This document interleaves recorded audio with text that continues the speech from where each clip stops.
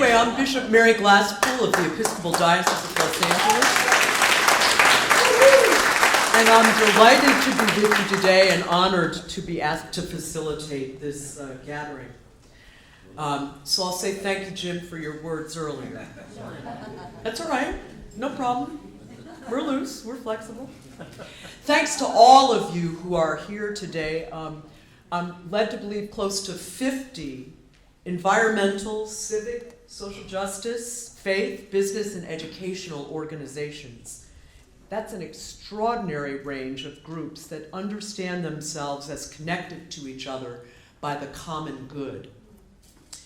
Thanks to Pando Populus for pulling this event together. 2 weeks ago, I didn't know what Pando Populus was.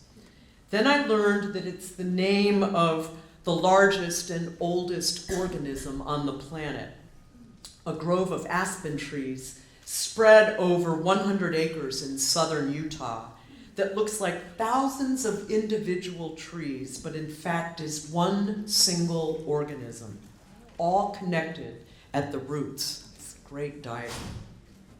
Its name is Pando. Populus is the genus for aspen. When one part of this giant organism suffers, the other parts nourish it. It's managed in this way to survive some 80,000 years. It's a wonderful symbol of our being so deeply interconnected with each other. John Cobb recently co-founded a new organization named for this wonderfully amazing tree, Pando Populus. It's one of the many things that's keeping him busy at 90 years of age, and he doesn't look it. Earlier this summer, he served as intellectual architect of a large international conference at Pomona College in Claremont, with the ambition of rethinking civilization along ecological lines. He had some 2,000 people attend. He is widely considered the most important philosophical theologian alive today. He was among the very first to bring together philosophy, religion, ethics, and the environment.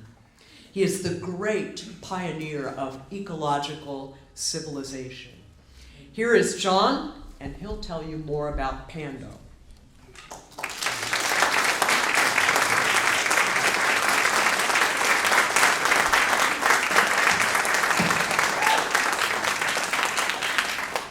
That was a wonderful introduction because it dealt with about half of my speech. And now I can really finish in 5 minutes, which I was worried about. Now, the conference of which she spoke was created to do just the kind of thing that 10 days after the Pope's encyclical did. And because of that close connection in what we had wanted to say and communicate, and what the Pope was saying in his encyclical, we talked about it briefly and then decided, okay, from now on, we're going to be part of the Pope's movement.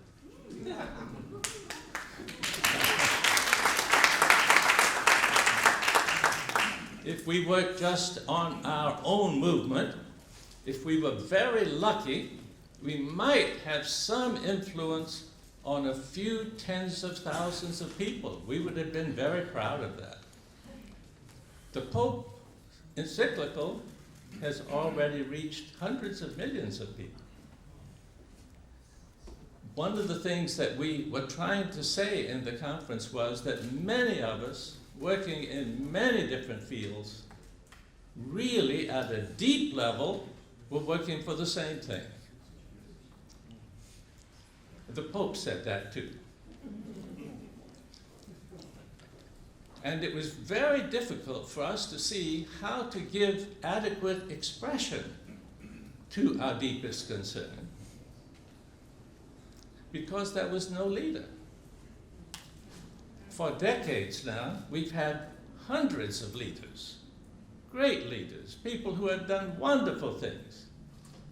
but none of them are recognized as leaders outside a relatively small circle of people.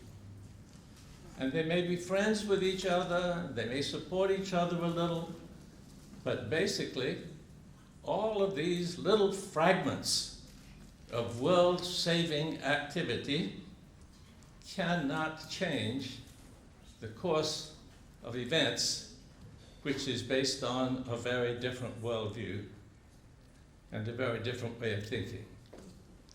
I, for myself, for decades, have believed that we would not make the changes we needed to make unless we changed the way we thought.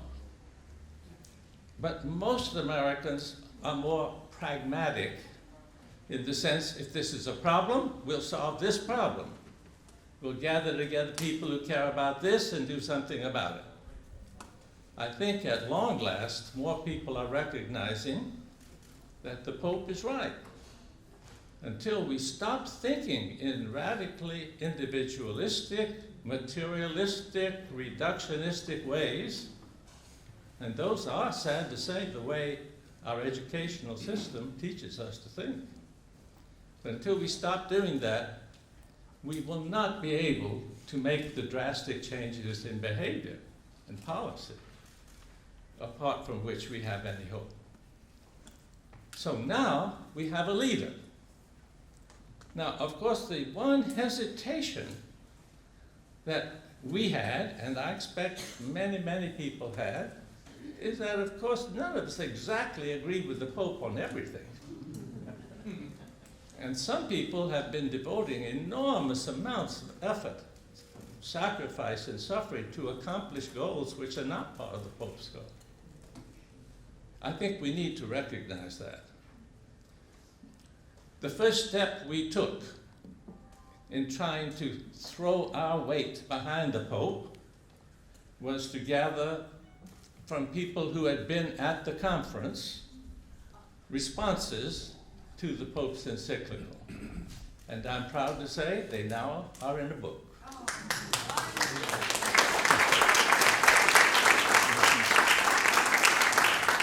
And one of the pieces in that book that I especially recommend to any of you who have this deep feeling inside, but the Pope is not, for example, supporting women's ordination, and you think it's very important.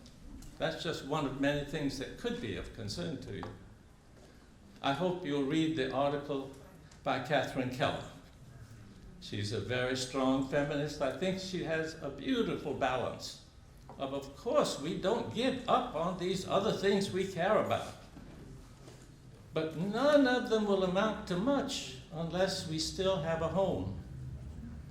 And that home, the inhabitability of this planet, is at stake now.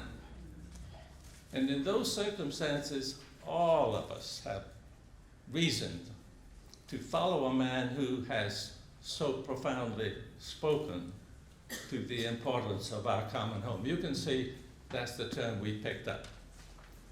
Pando, well, different image, but you remember the trees.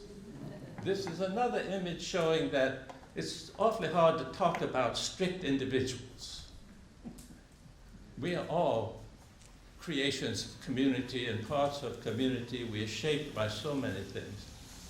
And this picture, I think, sort of makes you think, okay, are those two people or one person?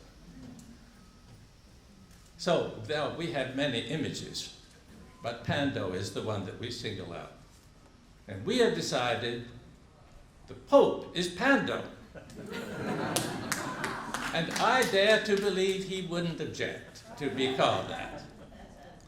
So with our enthusiastic endorsement and hopes that all of you will find it possible to get behind it and keep doing what you have been doing. It's not that this needs to take the place of everything else, but to recognize we are all part of each other, and our common home is more important than exactly what we do in it. So that's important too.